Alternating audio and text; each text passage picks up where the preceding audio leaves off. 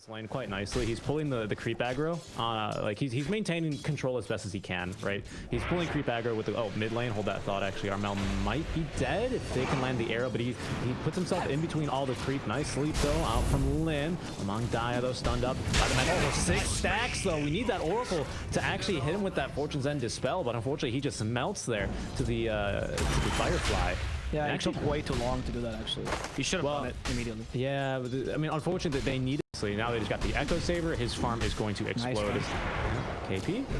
He is going to be able to make it out for now. The sprint, careful. AP, there we go. Lasso, Armel, bring him down to the tower. They have amplified damage as well, and they have to dispel it. KP will die to a single shot from the Mirana. Now it's Armel just trying to find DP, kill him Mirana as well. They destroy UK first. DP, they get an RP to give him some more space, and he actually healed back up. Instead, it's Armel who's going to fall as the first core, sorry, the second core to die for TNC. That is not too great for TNC. They hope to turn this around, but the Oracle ultimate was a bit too good. And Gabbi is coming in here. Wami's nearby in the trees. There's an epicenter still ready with a Veil Discord. Not yet. I think they can counter-initiate this. They can try, but he's a bit scary still with the Metamorphosis active. My goodness, I always forget that Riki just has like 7 HP regen, right? So all that's going to be doubled. Of course, you always max for your time frame, so that's always going to be value. Really great stun to the Burst Strike onto 1, but it doesn't matter. DB actually jumping in and murdering the Vengeful Spirit. Guys, look at this, in trouble. It's going to be Gabbi. Wow, AG.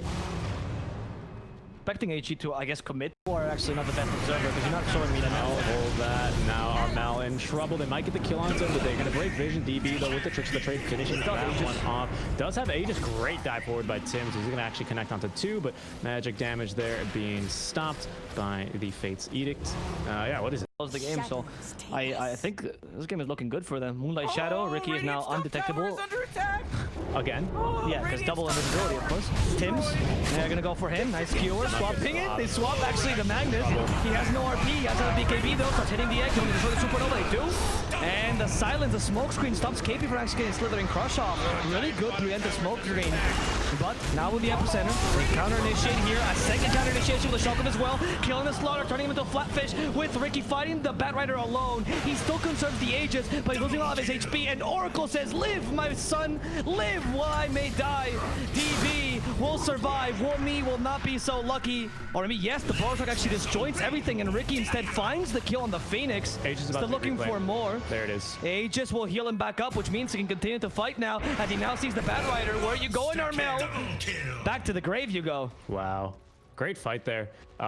Is slowing him to a crawl, even with the active Gabbi looking for farm where we can find it, but he's been scouted here by the ward. He's in some serious trouble. He needs some BKB TP, but I think we have actually the RP ready for him there. So Among Dia looking to fight RP at the ready, and there we go. Gabbi, again, another hopeful TP. He's already used the Sunder, and now he is dead. 9-second BKB charge utilized there, and look at that, they're even still getting kills.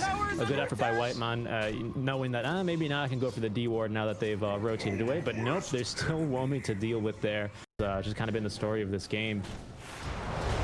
AG finding kills left, right, and center on his own. Oh, okay, there it is. When we finally get a little bit too overzealous, I think he should be dying here. The arrow will at least put them off in for a second. He's going to land a 2-man and Burrow Strike though. And look at this, DB actually now joining the fight. As Wami invis, they don't have protection, but he will eventually tick down to the damage regardless. KP is going to be forced to continue running away, cannot defend his base, and that's going to be the first tier.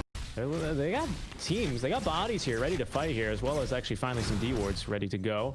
It's AG, they're playing it patiently, although I say that they have now kidnapped RP all the way across. RP is ready, but they're just going to pop the BKB as KP. Nice job there, canceling the epicenter. Wami is going to follow up with a stun, and now DB to follow up on top of that. Great Supernova back onto the high ground, but it's already, I mean, it doesn't all matter already. Where's DB? I've lost. Now they still have the RP. They still have the RP to fight. They lost the Gabbi BKB. They can go in. There we go, RP. Okay, it's absolutely everybody. It's okay, don't worry. We don't need it. It was just for show. Skewer is the real RP. And he takes down Whitemon. Goes for Armel as well. They're ignoring the Terror Blades because they just want to kill his friends. And now it's time for you to die, Gabbi. Silent stop, pummeled, and killed. Wow, that's a team wipe. They didn't lose anyone. GG. GG? Yeah, GG. I mean, if they bash you like that, that makes sense. The disconnects come immediately. Honestly, AG, what a game. Particularly to me, everyone played incredibly, but Among Dia stands out as the MVP. It's not true. Flapjack is casting in Spanish. For He's half Peruvian, very unfortunately. Wommy. Nice. They need one more hit. He's got 5 stick charges. He's totally fine. Okay, wait. If they had Stroke of Fate, he would have died, but unfortunately, oh, never mind. Gabbi's crazy. Stroke of Fate. There we go. Oh, nice. What a I think nice Gabbi paid for this. Gabbi's playing with the shadows. He's got 3 loot charges. Oh, should be fine. Looking to punch him? Nah, they got him. 10 wand charge is totally fine here. Although last time I said that they did die, but I know for a fact Lim is totally fine here. There's no way he dies. There you go. You're generally always fighting around the creep wave, and you can't clear him as fast because you don't have the levels compared to the mid lane. By the way, Wommy's dying. Yeah, Wommy. One last hit by Gabbi. Wommy plays a blink strike. Goodbye to Night Stalker. This time you're not getting a counter girl. OYM. Phantom You have no strike. leap. Not blink strike. I'm a Dota 1 player. Also, I just checked, by the way, because the chat was telling us Thai, which we were saying to each other, is not thank you, it's poop. so Always look at the bright side of life, you know. Monty Python. one of my favorite songs, actually. Life of Brian is a gem. It's better than the Holy Grail, my opinion. You've not seen the Holy Grail, though. How can you say that? Don't out me on stream, Blasphemy. Seek and Strike. Blasphemy. You have to watch that movie still. But a good rotation out from Armel, who will punish the Wisp. DB able to safely back off as his tower actually under some serious pressure. He does have the wave here to play with, so he is going to be able to nuke him down and force back them. Is because some of the auras are a little bit busted when they all get combined. There's like armor, there's like HP, there's magic resist, as it's in trouble. It's going to be Wommy. He's gone a bit too far. Relocate is going to be canceled here by the silence, though. Nicely done by Whitemon. Okay, 1K, 2K lead now for TNC. Very good. And I also really like that Gabbi did something. I also see Hector, for example, who's a really good farmer, do this. Last one was going much differently. I think it was like 7-3 maybe in favor of AG. And we see TNC actually getting aggressive where they might find Mamang Daya just kind of farming here. We have the telekinesis lift. He has gotten off the attribute shift, however, but they're a little bit slow to apply the vessel charge there. Stampede to try and follow up. Nice slow there as he's going to morph into Wounded, but that's going to allow Armel to pick up the kill and finish farming his nice stack of minions. Thank you very much, they say.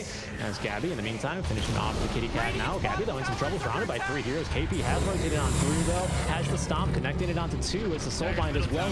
Will find 2 heroes with that double edge, make a quadruple edge, but the relocate out just in the nick of time should save the life of DB, but not the Wisp, unfortunately.